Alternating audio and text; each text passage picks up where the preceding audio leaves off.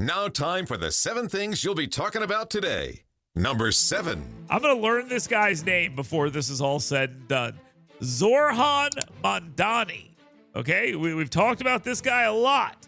Well, his whole globalize the intifada garbage that he's doing, apparently not going over too well.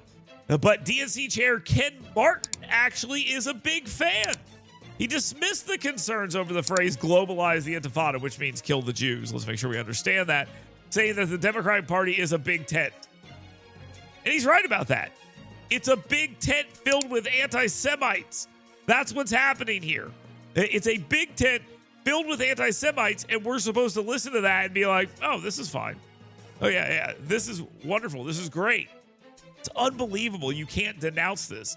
The intifada is an attack on Jews. No question about it. We all know that. And claiming that that's like some sort of big tent message is idiotic. 80-20 issue right there. Number 6. Yes, the round mound of rebound. Charles Barkley has decided to weigh in on the United States Senate race. And you really got to love Charles Barkley. I mean, this guy is one of the biggest jokes when it comes to discussing politics. He knows nothing, but man, do people love to go to him and ask him questions about it. He said that he would support Coach Bruce Pearl's potential 2026 United States Senate bid, praising his leadership and character, which on that I agree. But what does Charles Barkley know about anything? And if I'm Bruce Pearl, maybe I don't want Charles Barkley's support, because Charles Barkley obviously is a Democrat, an extremely notable one at that. And one of Bruce Pearl's arguments, if I remember an article written by one Ivey, is Bruce Pearl has an issue when it comes to his donations to Shamari figures. Could be a little bit of a problem for him to get through the door of the Republican Party. But don't worry, guys. Charles Barkley supports him. Number 5. Huntsville City Council annexing 1,000 acres in Marshall County. And you know what? I think I figured this out. Stay tuned. Stay tuned. I'm going to blow your mind here in just a second. They're annexing this land for more development, pushing their city limits into the 4th county. And I know exactly what's happening here. Tommy Tuberville is going to be the next governor, but Tommy Battle should be the governor right now. And because he lost to Kay Ivey, it is now becoming crystal clear to me that Tommy Battle is trying to become the governor of Alabama by being the mayor of Huntsville. They are going to annex every piece of land in this state in order to make Tommy Tuberville the actual governor. Very smart, big brain move. Also, this moves us one step closer to my dream, and that is Huntsville annexing land in another state. So we're getting there. I love where this is going. More of this, please. Number 4. Did you know that Obama-era officials lied? Did you know that? Did you guys? I know it sounds crazy, but House Intelligence Committee transcripts reveal that Obama-era officials, including Director of National Intelligence James Clapper, National Security Advisor Susan Rice, and Attorney General Loretta Lynch, among others, admitted that they had no empirical evidence of the Trump-Russia collusion in 2016. Yet they also went out and constantly suggested that there was evidence. They said so in the media regularly. They lied. And the media is not going to hold them accountable. They'll still have these people on. They'll still talk about them glowingly. Adam Schiff still gets booked on CNN. Unbelievable. Liar. Number 3. Governor Kay Ivey has deployed a team to Texas to help with the recovery efforts.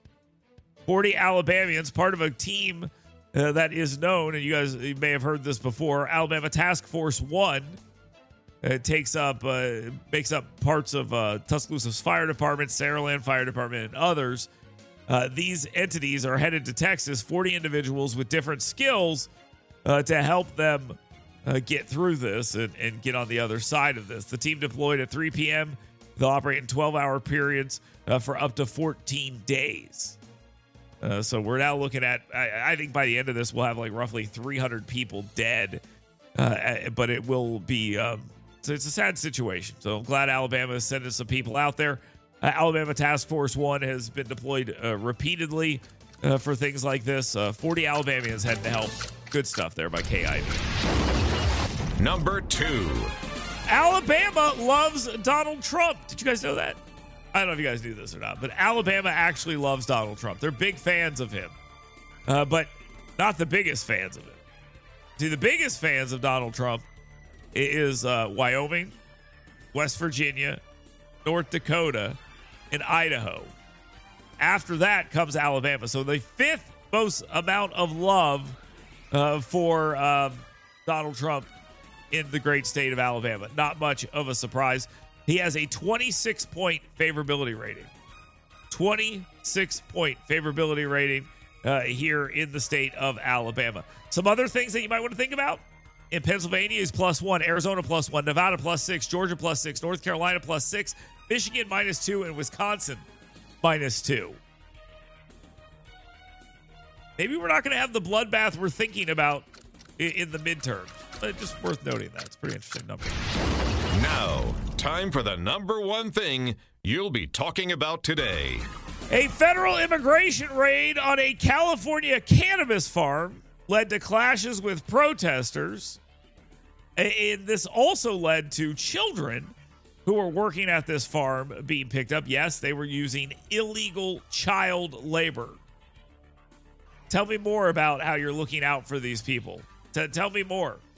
A mob shows up, throws things at police officers, fights with them. One guy pulls out a gun and starts shooting at them randomly into the crowd. Doesn't hit anybody, luckily. But by the way, the right's violent.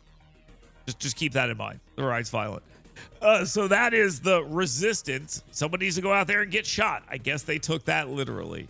Here in the state of Alabama, Gulf Shore city officials are pushing back against federal immigration authorities who raise concerns about the construction quality of a new high school based on the presence of undocumented workers who allegedly cannot speak English. I think this is an absolutely fair question to ask yourself. I like what they've done. People don't know this, but there's been a rule passed as well that says if you're a trucker coming across the border and you can't speak English, you can't drive in the United States. You're going to be driving an 18-wheeler and not be able to read English signs. We're not going to allow that to happen. But the people who hired the illegal, are you ready for this? The people who hired the illegal immigrants said, no, it's fine. They're perfectly fine. Said, I don't know where it's been proven that illegal immigrants equal unskilled workers and where legal equals skilled. Homeland Security has no position in making that statement. Way to really drill in on the real issue here. And this is from a councilman, Philip Harris, who owns a construction company. It's amazing. They busted 37 people at this site in Gulf Shores, and the people there are arguing, no, the illegals do good work. Our slave labor does good work, guys. It's amazing. What a terrible thing to say. So this is where we're at. This is a battle of ideas here, folks. The idea that it's okay to use illegal labor, it's okay to use child labor, it's okay to fight with cops, it's okay to blame the deaths of little children on your political enemies, it's okay to call everybody pedophiles, it's okay to do all these things. We are a lost, damaged nation. That much is very true. Okay, let's take a quick time out. We'll continue right here on WVNN. I'm Dale Jackson. Get your questions in for 10 with him. 866-494-WVNN. We'll continue next. Get WVNN's Dale Jackson's 7 Things You Should Be Talking About Today right in your email box every morning. Go to yellowhammernews.com and sign up today.